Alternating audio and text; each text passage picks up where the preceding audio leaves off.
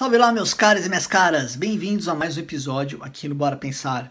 Para você que não me conhece ainda, o meu nome é Romeu Volela, eu sou filósofo e o Bora Pensar é um canal dedicado à filosofia.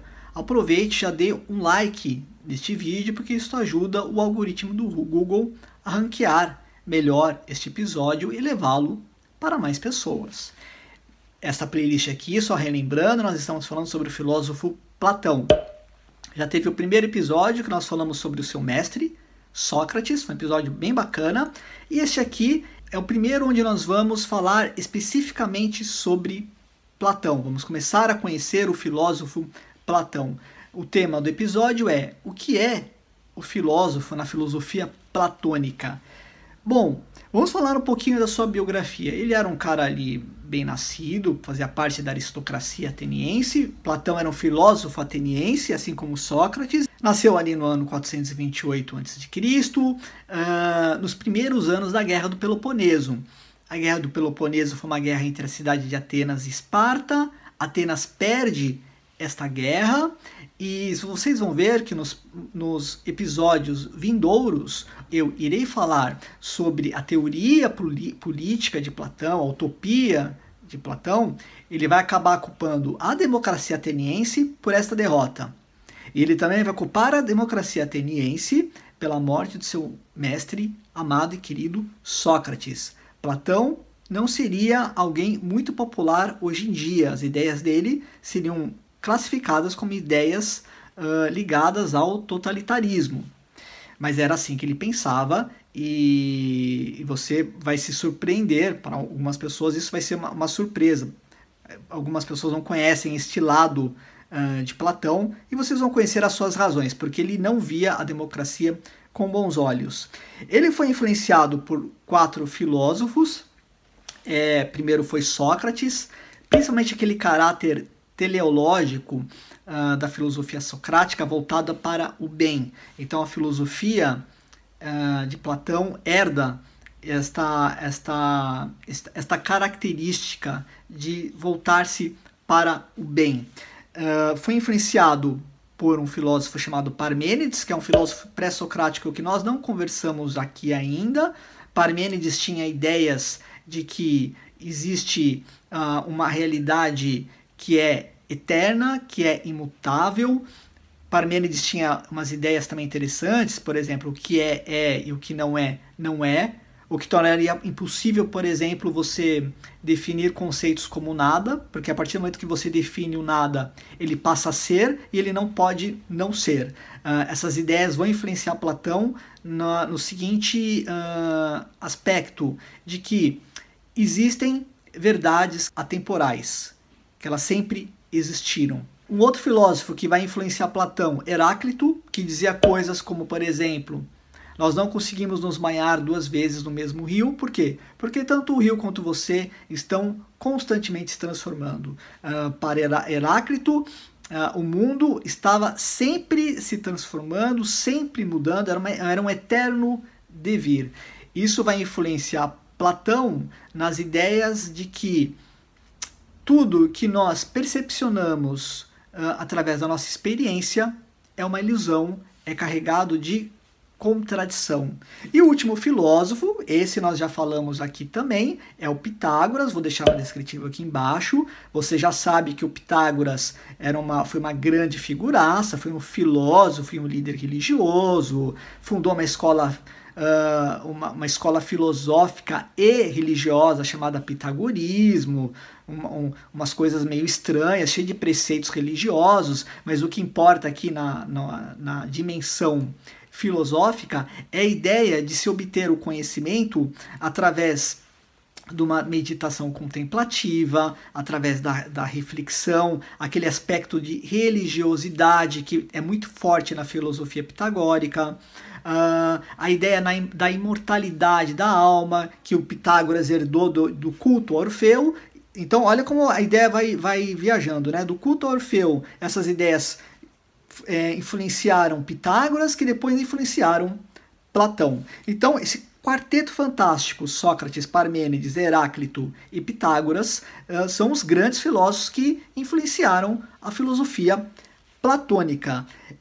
Muito bem, Bom, no livro A República, que eu já disse para vocês que nós vamos falar sobre este livro, não tem como não falar sobre ele, você já sabe que Platão vai fazer ali uma crítica à democracia, ele vai fazer uma análise de vários regimes políticos, e lá pelas tantas ele diz que a cidade só vai ser bem governada quando elas forem governadas por reis sábios e filósofos, o que nós entramos no tema deste episódio. Para nós sabermos o que é um rei sábio, o que é um filósofo, nós temos que entender o que é o filósofo. O filósofo, para Platão, é aquele sujeito que ama a visão da verdade. Se você pegar a etimologia da palavra filosofia, quer dizer o seguinte, né? Aquele que ama o conhecimento.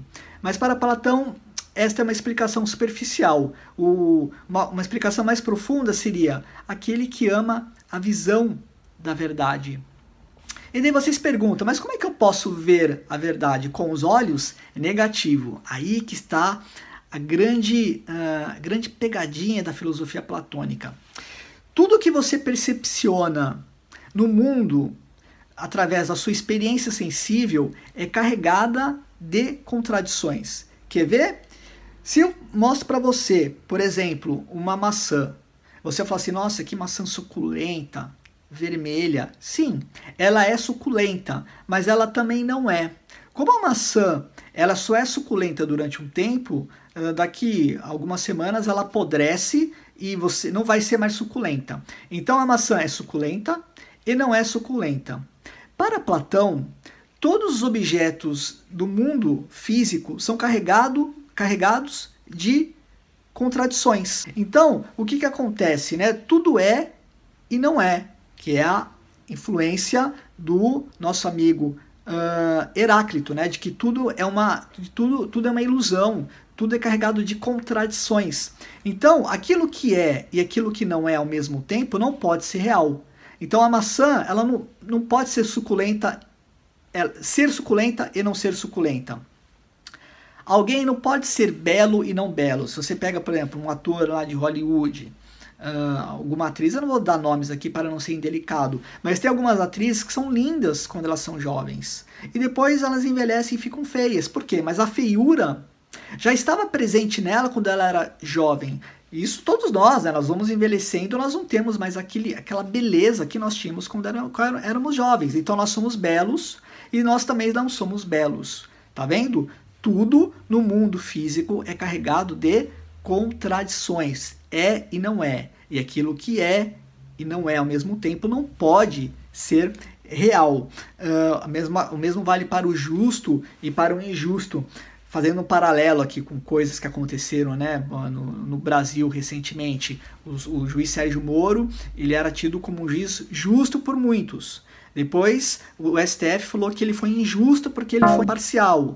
Então, como você vê, é justo e é injusto. O ex-presidente Lula era culpado, agora não é mais culpado até ser julgado novamente. Platão vai dizer, a forma correta de você analisar esse tipo de situação não é perguntar, Sérgio Moro é um juiz justo?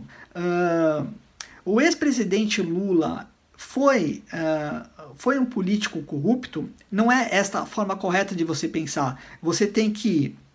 Por que não é a forma correta de pensar? Porque tanto um caso quanto o outro é carregado de contradições. Você tem que analisar a situação da seguinte forma. Perguntar o que é justiça e o que é corrupção.